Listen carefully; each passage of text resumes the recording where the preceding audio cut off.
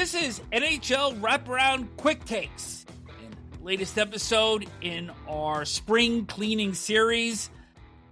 The Columbus Blue Jackets were eliminated on April the 13th. Neil, our expectation for this team was that they were going to likely be on the bubble. They came very close in 24-25, but so much of that was built on the adrenaline and the new identity that they were seeking in the death of Johnny Gaudreau. And the question would be whether or not they would be able to sustain it again during the course of the 25-26 season for an entire 82-game year. And it certainly looked like they weren't going to be able to do that for the first half of the season. They were well out of it when Don Waddell, the general manager, decided to make a coaching change. And he made that change on January the 12th, replacing Dean Evason with Rick Bowness. And the results were immediate. For the Blue Jackets, they went on an incredible run, and it was almost hard to imagine that this team wasn't going to qualify for the playoffs. But in the end, it's 6 straight playoff misses for the Blue Jackets after they kind of reverted back to some of their old habits, blowing leads or leaving points on the table late in games. The team went 2-8-1 in their last 11. And this kind of mirrored what happened the year before, where they had that outdoor game against the Detroit Red Wings on March the 1st, and then went 4-11-1 in the 16 games that immediately followed that outdoor game. They did manage to win their last 6, but it was too little too late by then. And this time around, it was just more of a collapse right to the finish line, including the final game, a 2-1 loss to the Washington Capitals, where the team registered only 3 hits. They had 23 giveaways. And Bowness absolutely went off on this club, saying that they didn't care enough, they didn't hate losing enough, and as a result, the team goes home again.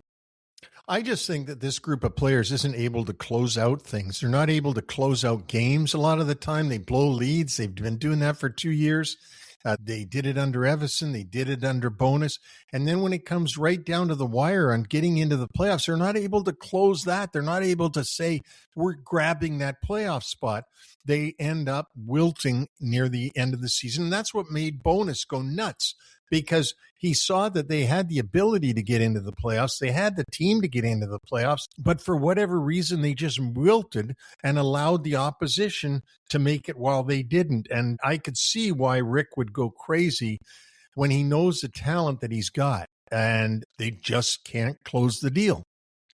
Zach Werenski on the back line, Kirill Marchenko, Adam Fantilli, Sean Monahan. I thought Charlie Coyle did a real admirable job for them. I mean, there's a lot on this team that is in the positive, and included in that, Jet Greaves supplanting Elvis Merzlikins as the number 1 goaltender.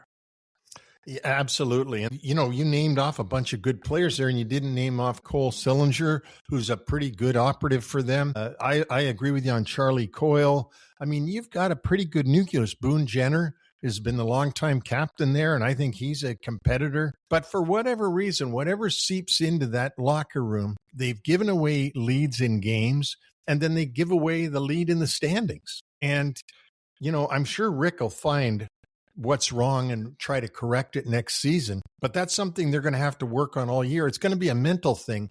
You know what? Once we feel that we've got this game, we got to put our foot down. We can't let our foot up once we have it. Again, I hate to say it over and over. It'll be interesting to see how he gets this group to turn around. I thought he had them turned around this season. He did a great job. That's what's baffling about it, is to collapse that badly in your last 11 games, to give that lead away that you work so hard to move your way up the standings and to get into a playoff spot and to have a playoff spot, and to not get it. Just devastating for the fans in Columbus. But for general manager Don Waddell, the work ahead really started with re-upping Bowness on a 1-year extension. Yeah, and I think right at the end of the year, when Rick did go off on the team, he says, if I'm back, things are going to change. And so they had a meeting right after that. And Rick is at the age where, whether or not he coaches next year does not affect his legacy at this point. I know he wants to coach and he wanted to coach this group. I think he thought the job wasn't done yet. And he signed on again for another year with Don Waddell. Him and Don, similar age, and been friends for a long time.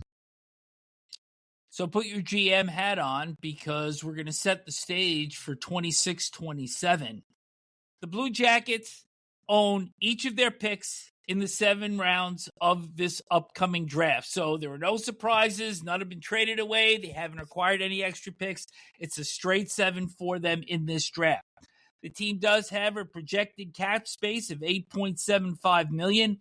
Their UFAs, and this is a pretty interesting bunch here, Neil.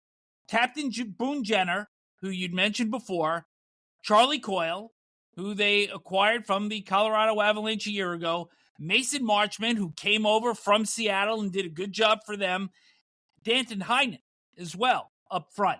On the back line, defenseman Erica Branson and Brendan Smith.